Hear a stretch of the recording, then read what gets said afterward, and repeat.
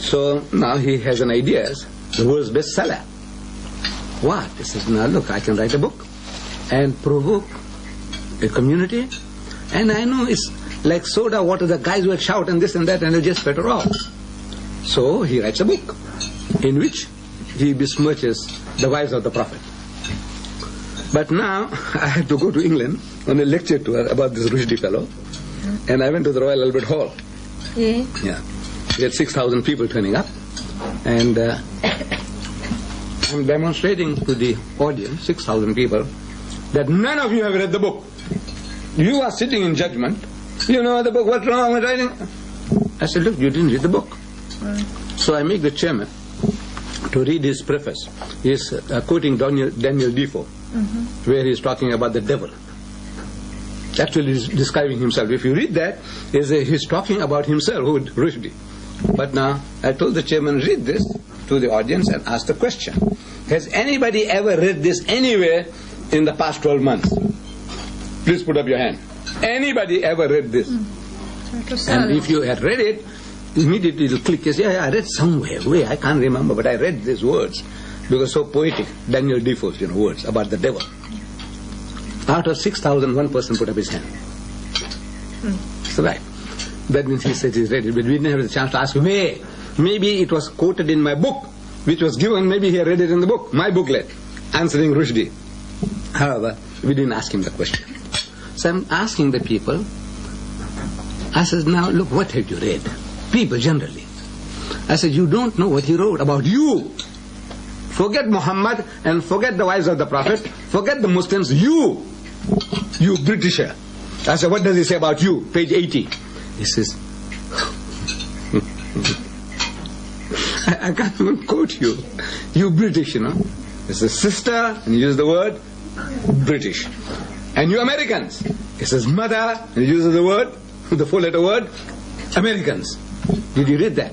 Then you white women, your mothers, your wife, your sister, that Peter Mayer, of Penguin. I'm asking Peter Mayer when I was in America. I said, I want the guy to come. I says, Peter Mayer, he's a Jew. I said, this guy Rushdie says, white women, all. Never mind fat, Jewish, with a polynose, or non-differential. You can't make out the difference. Irish, Swiss, German, what? I can't make out the difference, but don't worry, as long as she's white. White women, never mind fat, Jewish or non-differential. White women are for, and throwing away. I said, you Peter Mayer, that's your mother. He's talking about your mother. That's what they're supposed to do to your mother. This, the Africans and the Indians, we must read all this. Look, white women are for that purpose only. So I said, now look, what have you read? You British, the first page, he says, you Londoners are bastards. First page, he said, Londoners, an accident took place and the guy is floating down and he shouts, the Londoners are bastards. I said, you Londoners, what are you? Indian Londoner?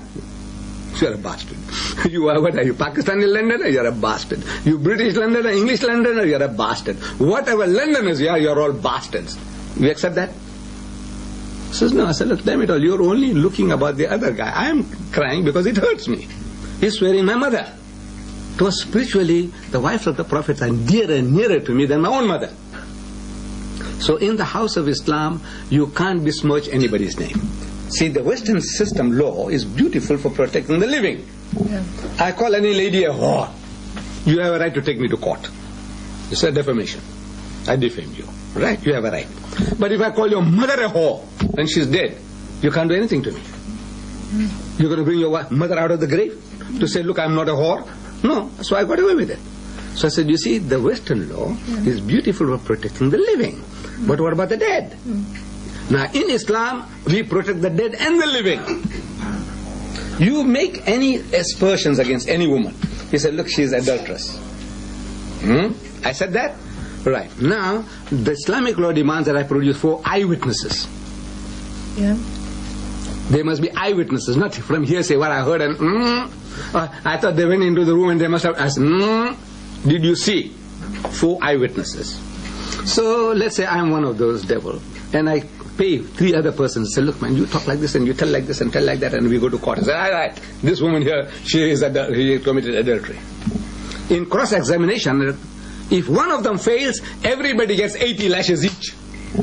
You're going to say things like that anymore about any woman? Yeah, you'll be very careful. If one of them fails in the 4 and the cross-examination, all the 4 gets 80 lashes, even if it was true. So now this is what, you say this is harsh, this is barbaric. I says, you people are foolish. You see, you got wrong concepts of law and morality. Sutcliffe, he goes and rapes 13 women. Yeah.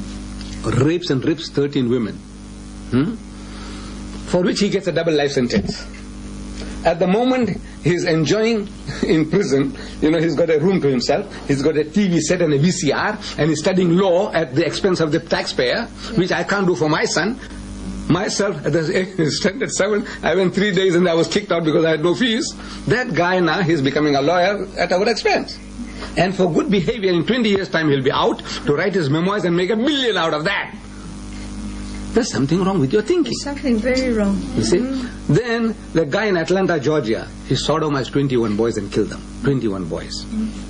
He's also enjoying a double life sentence. For good behavior, he'll be out in 20 years to write his memoirs and make $1 million out of that. There's something wrong with your thinking.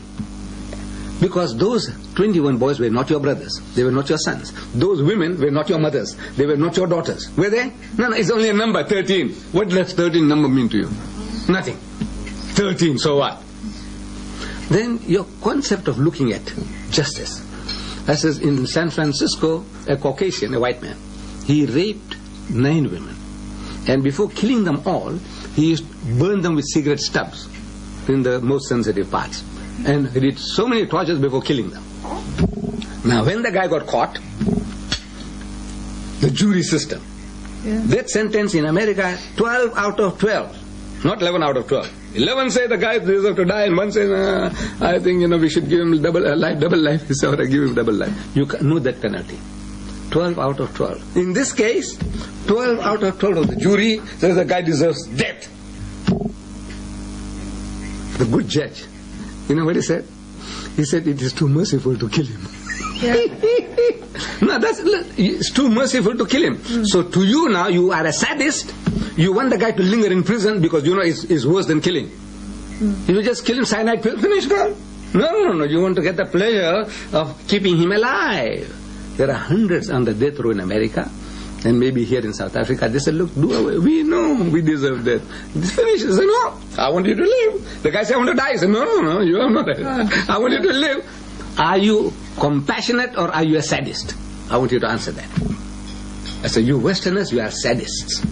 Look, the guy said, the good judge says, it's too merciful to kill. Then what? So it is worse to give him my life. He said, yes, that's all right. That's what you want to do. So you are a sadist. You're not merciful. They're very hypocritical, that I do know. No, they don't. People are very confused. They're very confused. But our law system is hypocritical. It is. Totally, from beginning to end.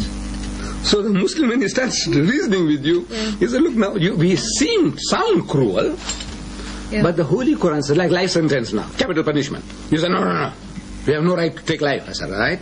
But this person took life already. I said, by taking my brother's life, he has forfeited his life. He said, no, we have no right to kill him. But what about he killed my brother? So you are becoming very kind. You are very compassionate. The Quran says, in the taking of life, there is a saving of life. It sounds incongruous. By you taking life means a life for life. Guy commit murder, if you take his life, you're going to save life. You get rid of him, but the rest, he says, no man, I have to pay the price. You're going to save thousands of lives.